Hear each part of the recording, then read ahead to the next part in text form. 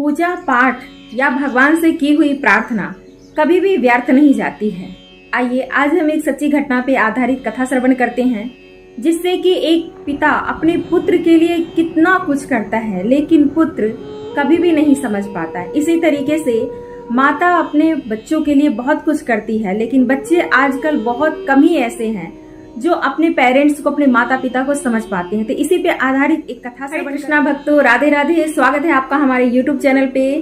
तो आइए बिना देर के कथा प्रारंभ करते हैं। इससे पहले अगर आप चैनल पे न्यू है तो प्लीज चैनल को सब्सक्राइब कर लीजिएगा और वीडियो को एंड तक जरूर देखिएगा।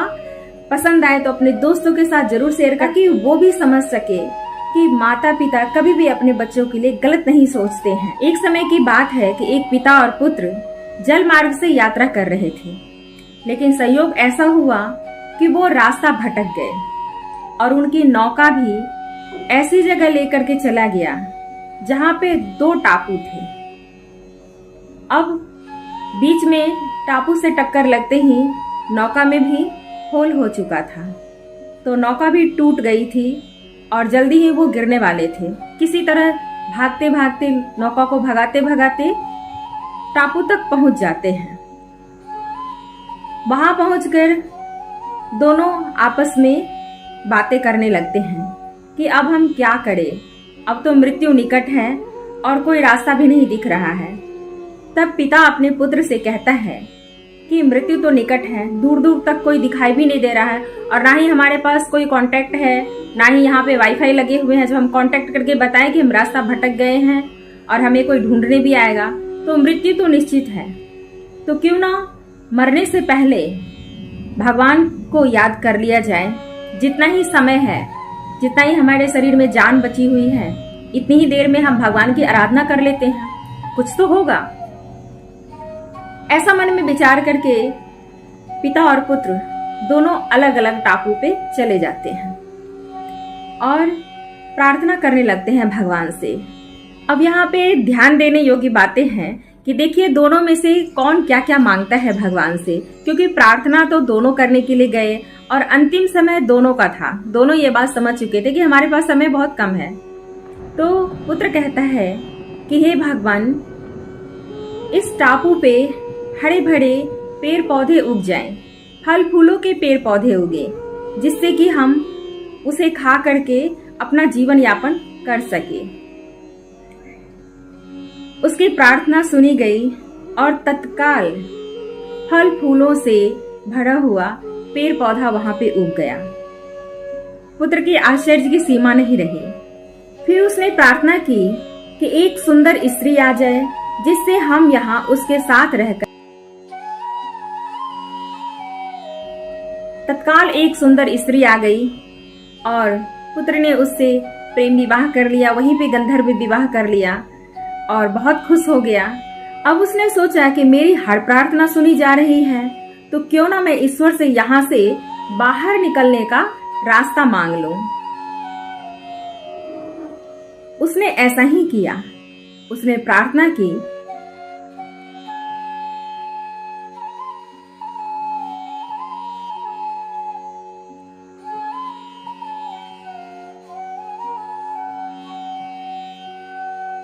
बाहर निकलने लगा।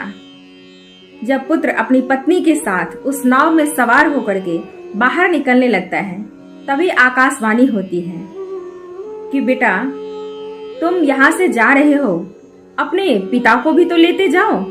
जब पुत्र नाव पे सवार होकर के वहां से जाने लगा तो आकाशवाणी होती है कि बेटा तुम तो जा रहे हो, दूसरे टापू पे तुम्हारे पिताजी हैं, उनको भी तो साथ में लेके जाओ। पुत्र कहता है उनका मन पवित्र नहीं है, तो उनकी प्रार्थना नहीं सुनी गई, तो इसमें मैं क्या कर सकता हूँ। वो वहां उस टापू पे मरे चाहे जिए, मेरी तो प्रार्थना पूर्ण हो गई ना, क्योंकि मेरा हृदय पवित्र था और मैंने जो भी प्रार्थना की वो मुझे मिल गया, तो मैं इन्हें छोड़ करके यहाँ से जा रहा हूँ।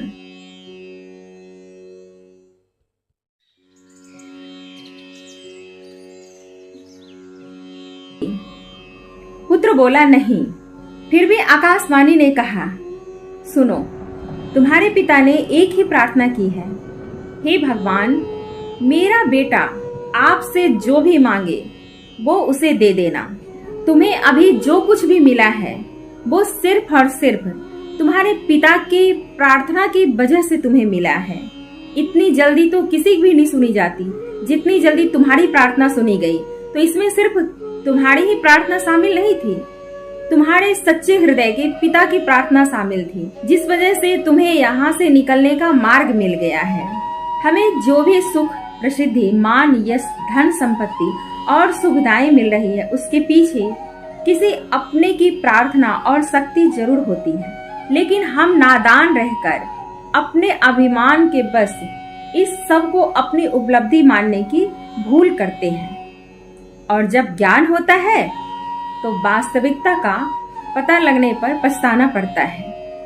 ऐसे ही होता है, हमारे सक्सेस के पीछे किसी न किसी की प्रार्थना छुपी होती है। माँ, बहन, बेटी, भाई, बंधु, सखा, कोई भी हो सकता है। तो ये नहीं घमंड करना चाहिए कि ये सक्सेस सिर्फ और सिर्फ मेरी मेहनत के बदौलत है या मेरी प्रार्थना की बदौलत है। मेहनत तो सभी करते हैं, बिना मेहनत का तो किसी को कोई फल मिल ही नहीं सकता है। जैसा जो कर्म करता है उसको वैसा ही फल मिलता है। लेकिन प्रार्थना भी बहुत जरूरी होता है। तो इसीलिए कभी भी किसी का दिल दुखाने से पहले 100 बार सोचना चाहिए, और सक्सेस मिलने के बाद ये कभी ना सोचे कि ये सिर्फ और सिर्फ मेरी वजह से मिली है। मिलते हैं नेक्स्ट वीडियो में, तब तक के लिए जय श्री कृष्णा, राधे राधे।